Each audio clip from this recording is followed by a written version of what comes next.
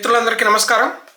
పులి కన్ను wide I ఛానల్లోకి మీ అందరికీ స్వాగతం. తెలుగు సాహిత్యంలో ఇటీవలి కాలపు ఒక సంచలన వార్త ఏంటంటే, ఒక నవల అత్యధికంగా 1,00,000 కాపీలు అమ్ముడుపోయిందట. ఇండియాస్ బెస్ట్ సెల్లింగ్ బుక్ అని చెప్పి దీనికి ఇంటర్నెట్లో కూడా ఒక పేరు వచ్చింది. ఏమిటా పుస్తకం? ఎందుకు అమ్ముడుపోయింది? 1,00,000 కాపీలు ఎందుకు అమ్ముడుపోయింది? ఎలా అమ్ముడుపోయింది? చాలా ఆసక్తికరమైనటువంటి విషయాలు అన్నమాట. 1,00,000 కాపీలు అమ్ముడుపోయినటువంటి ఈ నవల ఎలా ఉంటుందో ఏంటో చదువుదాం, ఎందుకు అమ్ముడుపోయిందో చదువుదాం అని చెప్పి ఆ పుస్తకం తీసుకొచ్చి చదివాను. దాని గురించి మీకు పరిచయం చేస్తాను. ఇదే ఆ పుస్తకం. చూశారు కదా, అమ్మ డైరీలో కొన్ని పేజీలు.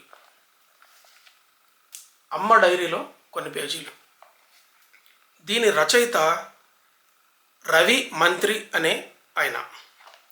ఈయన ఒక టెకీ, అంటే సాఫ్ట్వేర్ ఇంజనీర్. ఐర్లాండ్లో ఉన్న డబ్లిన్లో ఆయన ఉంటాడు. ఆయన ఈ నవల రాశాడు. ఈ నవలకి ఉన్న ప్రత్యేకత 1,00,000 కాపీలు అమ్ముడుపోవటం ఒకటే కాదు, ఇంకా కొన్ని ప్రత్యేకతలు ఉన్నాయి, చెప్పుకుందాం. అయితే తెలుగు నవలలలో అత్యధికంగా అమ్ముడుపోయిన నవల ఏంటని ఒకసారి చరిత్ర తిప్పి చూస్తే అది 1000 పడగల నవల. 1000 పడగల నవల ఇప్పటికీ 37 సార్లు వచ్చాయింది.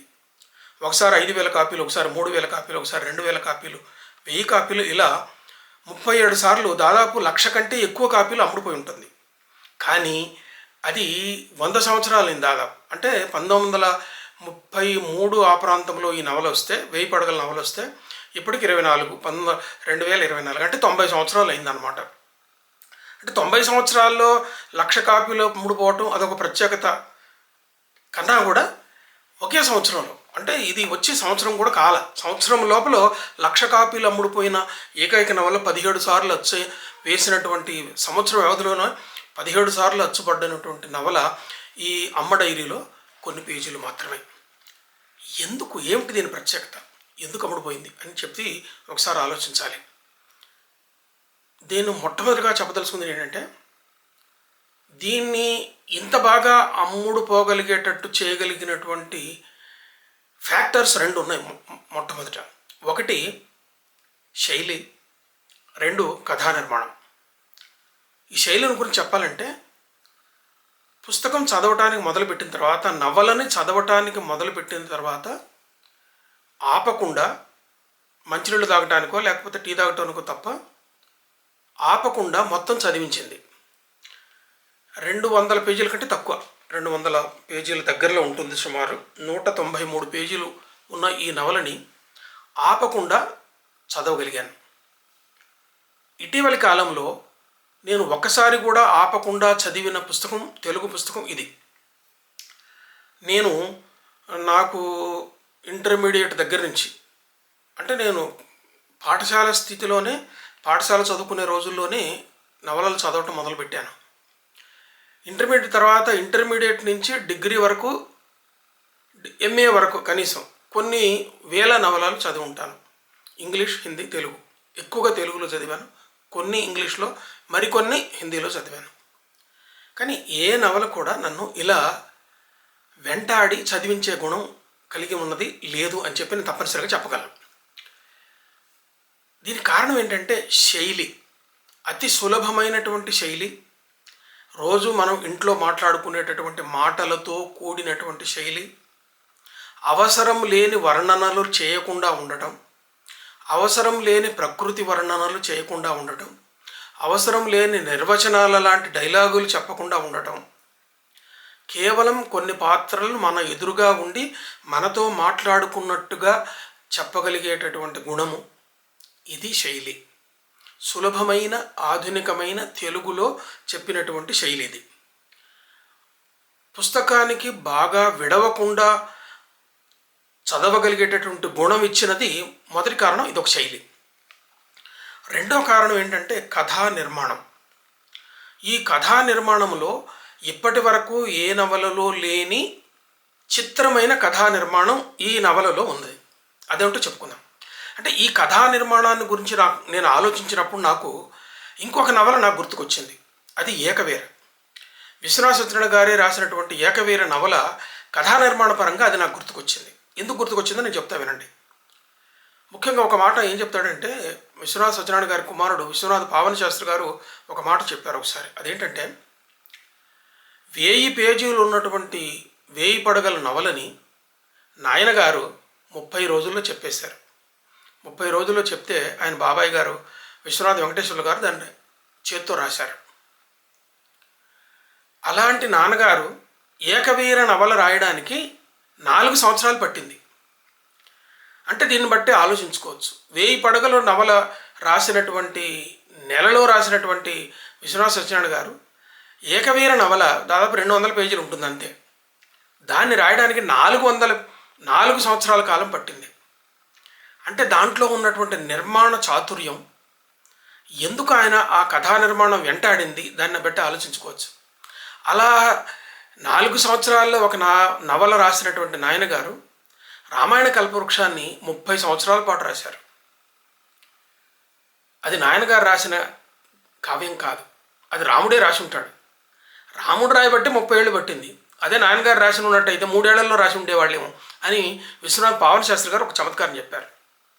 సరే, ఈ చమత్కారాన్ని అట్లా పక్కన పెడితే 1000 పేజీల 1000 పడగల నవలని నెల రోజుల్లో రాయగలిగినటువంటి విశ్వనాథ సత్యనారాయణ గారు 4 సంవత్సరాల పాటు ఏకవీర నవలను రాయటానికి ఆ కథలో ఉన్నటువంటి బిగువు, ఎక్కడో తమిళనాడులో జరిగినటువంటి కథని తెలుగు వాళ్లకు నేటివిటీ ఉండేటట్లుగా చెప్పడం, అందులో ఉన్నటువంటి ప్రేమ కథ, ఇది చాలా ప్రధానమైనటువంటి కారణం.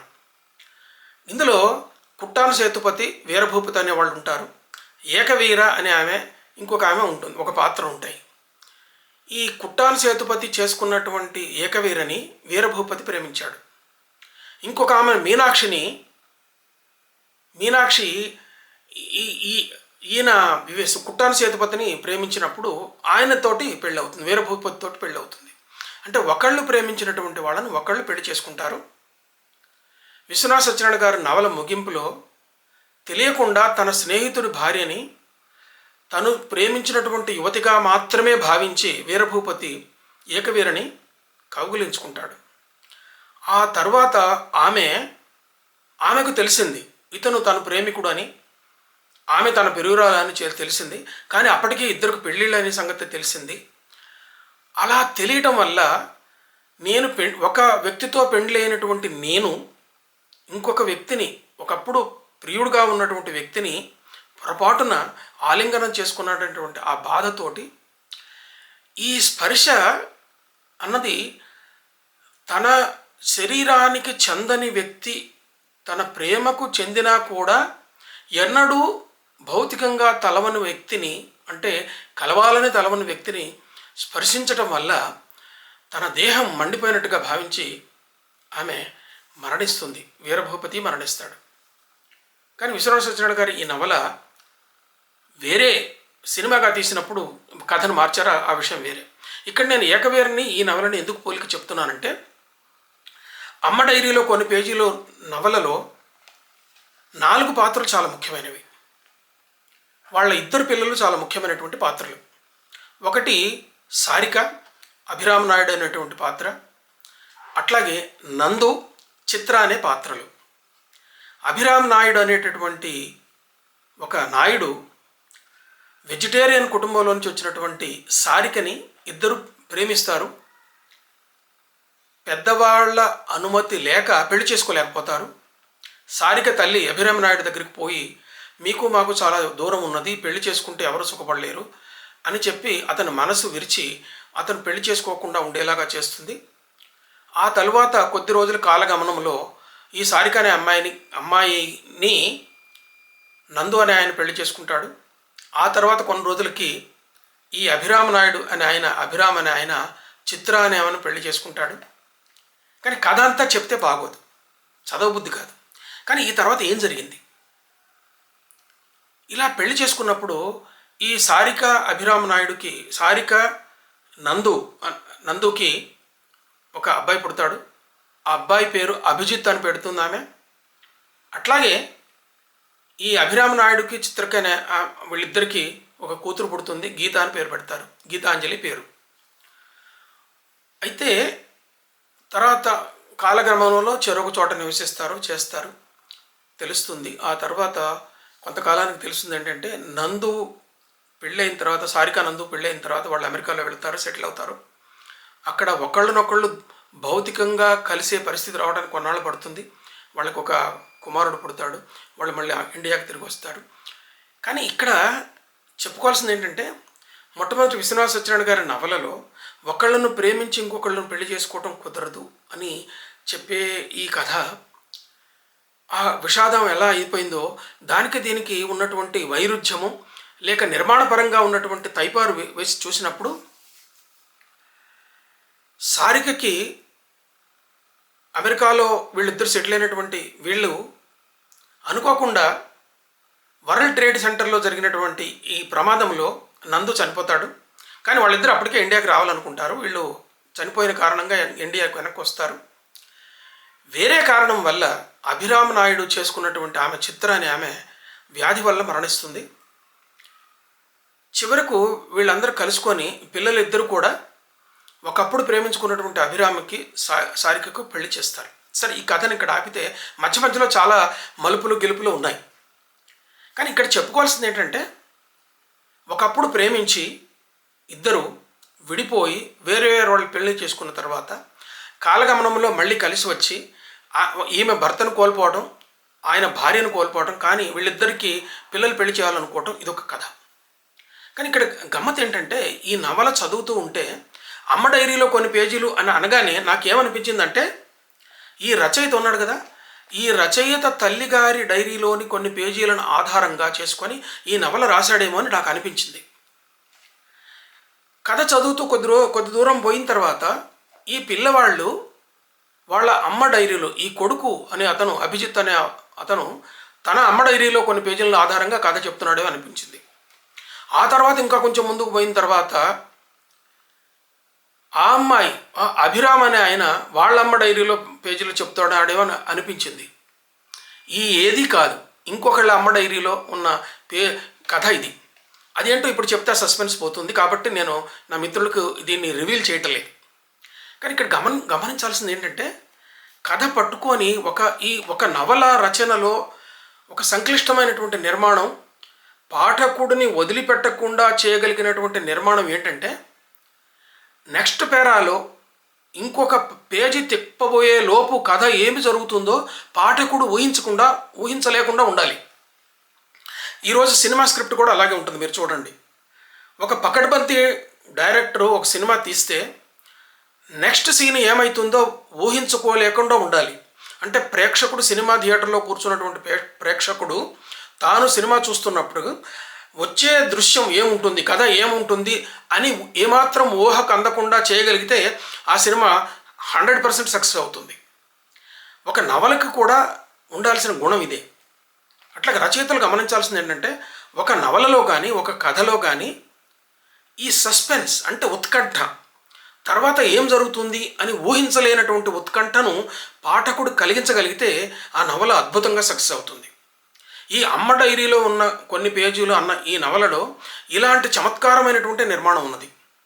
ఒక పేజీ తిప్పేసరికి ఈ కథ ఇలా జరుగుతుందా అని చెప్పి పాఠకుడు ఎవరూ ఊహించలేరు. ఇలా గబగబా మలుపులు తిరుగుతూ చివరికి కథ వస్తుంది. ఏం మలుపులు తిరిగింది, ఎందుకు ఇలా మలుపులు తిరుగుతూ వచ్చింది కథ? కథా నిర్మాణంలో ఉన్నటువంటి ఈ పటిష్టమైనటువంటి నిర్మాణం ఏంటి అంటే మీరు ఈ నవలను తప్పనిసరిగా చదవాలి. ఇటీవలి కాలంలో నేను కథా నిర్మాణ పరంగా ఒక రచయిత ఇంత అద్భుతమైనటువంటి నిర్మాణ శైలిని చూపించినటువంటి నవల నేను చదవలేదు. నవలలు చదువుతూ వస్తూనే ఉన్నాను, కథలు చదువుతూ వస్తూనే ఉన్నాను. కథా నిర్మాణంలో చాలా చమత్కారాలు చేస్తున్నారు. శిల్పపరంగా, శిల్పం అనే మాట బాగా అరిగిపోయింది అనుకోండి, నిర్మాణం ఉందాం అంటే ఒక కళాత్మక నిర్మాణంగా నవలను తీర్చిదిద్దేటటువంటి క్రమంలో కథని ప్రకృష్టంగా ఎలా నిర్మించాలి అని చెప్పి తెలుసుకోవాలంటే ముఖ్యంగా ఆధునిక నవలకు కథని ఎలా నిర్మించాలి అని తెలుసుకోవాలనుకుంటే తప్పనిసరిగా ఈ నవల చదవాల్సినటువంటి అవసరం ఉన్నది. ఈ నవల చదివిన తర్వాత నాకు అనిపించింది ఏంటంటే ఓహో, రచయిత ఇంత పకడ్బందీగా కథను చెప్పగలిగినాడు కాబట్టే ఈ నవల 1,00,000 కాపీలు అమ్ముడుపోయిందని అనిపించింది. తర్వాత 1,00,000 కాపీలు అమ్ముడుపోవటానికి మరొక కారణం ఏంటంటే ఈ రచయిత సాఫ్ట్వేర్ టెక్నాలజీ బాగా తెలిసినవాడు కాబట్టి సోషల్ మీడియాని బాగా వాడుకోగలిగాడు. సోషల్ మీడియాలో ముఖ్యంగా ఇన్స్టాగ్రామ్లో కొన్ని లక్షల మందికి చేరేలాగా ఇక ఆయన ఒక్కడికే 9 లక్షల మంది ఫాలోవర్స్ ఉన్నారట. అంటే 9 లక్షల మంది ఫాలోవర్స్కు ఈ కథలో ఈ నవలను ఆయన తెలుసుకోగలిగేటట్టుగా చేయగలిగాడు. అంటే 9 లక్షల మందిలో కొన్ని వేల మంది కొన్నా కూడా ఇది వెళ్ళిపోతుంది. అలాగే ఒకసారి సోషల్ మీడియాలో ఈ నవల గురించి తెలిసిన తర్వాత ఎక్కువ మంది కొన్నారు. ఇప్పుడు మరింత ఆసక్తి పెరుగుతుంది.